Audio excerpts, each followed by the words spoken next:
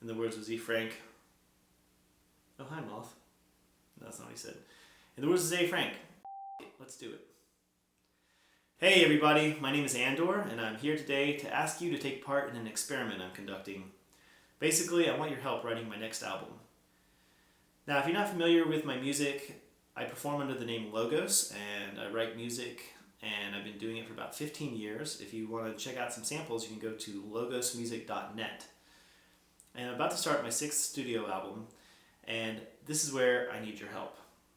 Now, there's a couple reasons why I'm planning to do this way. And first is because I think there's a lot of misconceptions about how electronic music is made. Some people think that it's all sample based, where you just take other people's songs and you break them up and put them back together. And there's an assumption there's not a lot of creativity involved in that. Other people think it's just pressing buttons and telling the computer what to do, and then it makes all the music. And I even met one guy who said to me, "So you make fake music?" So let me start off by clearing up one misconception right now. Nope, I don't make fake music. Actually, I don't even think fake music is a real thing. I think music is music. And it all basically works the same way. Somebody's applying their creativity and their skills, and they're using their instruments and techniques that they've learned to arrange sound in an intentional way, and then that gets translated into sound waves where it goes to your ear and then gets turned into electrical signals that go to your brain and elicit an emotional reaction. That's what music is. That's what I do, just like anyone else, whether they're playing a guitar or a harp or a violin or a synthesizer.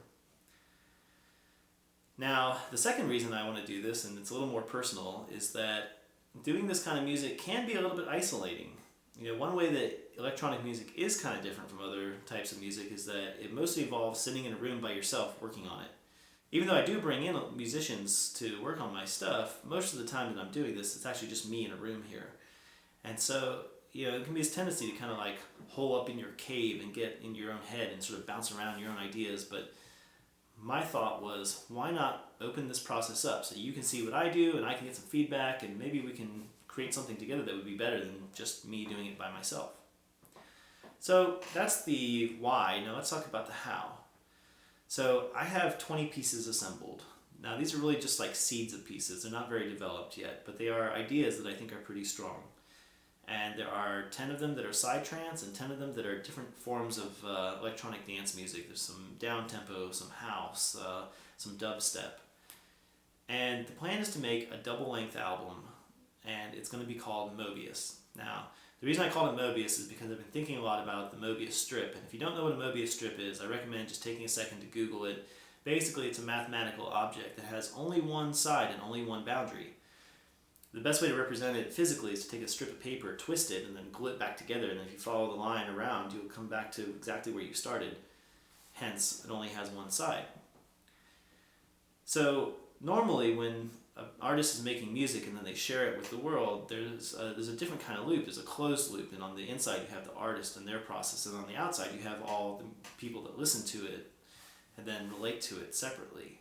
What I'm proposing is that we sort of twist that process and then have you as the audience be part of the creation process, and me as the artist be sort of part of the audience, watching the experience of it unfolding with you. Now, how does this actually play out? Well, I'm going to work on 2 tracks every month, one from the trance side, one from the other side, and it's going to take 10 months to finish them that way. 10 months at the end of 10 months we'll have 20 tracks finished, and then I'm probably going to spend another 2 months on the mixing and the final mastering and getting disc pressed and everything. And at the end of it, we're going to have a big CD release, a big album release, because it actually might be on vinyl. Crossing my fingers on that one. But we're going to have an album release, and there's going to be a big party, and you're all invited to that. Now, during the 10 months that I'm writing the songs, what I would like you to do is to sign up to be part of the mailing list. There are links below this video that you can sign up or join the Facebook group, or just come back to my website every week or so.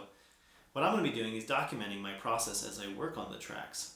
So about once a week, and possibly more often, but at least once a week, I'll be uploading new videos as well as samples of the works in progress, and I'll be blogging about what I'm doing. I'm also going to be doing some tutorials that are like a little more detailed if you want to delve deeper into how I'm doing what I'm doing.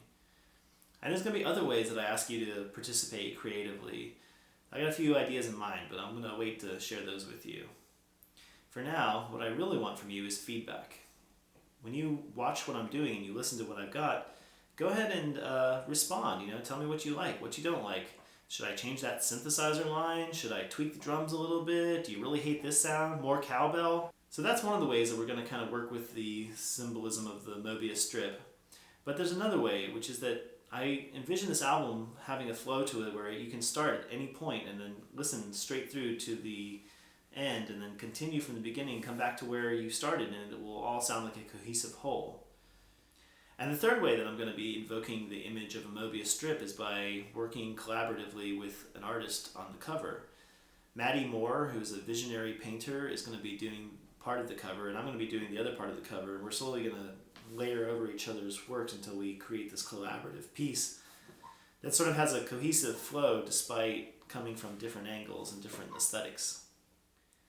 So if that sounds interesting to you, go ahead and click on the links below, join the mailing list, join the Facebook group, and come back here often. I'll be sending out videos within a week, and we're going to start here June 1st with the first 2 tracks. And give a listen to all the seeds of the songs below. They're all on my SoundCloud page, with the link right below this video. I look forward to working with you. This is going to be a great project. I'm really excited. Thank you.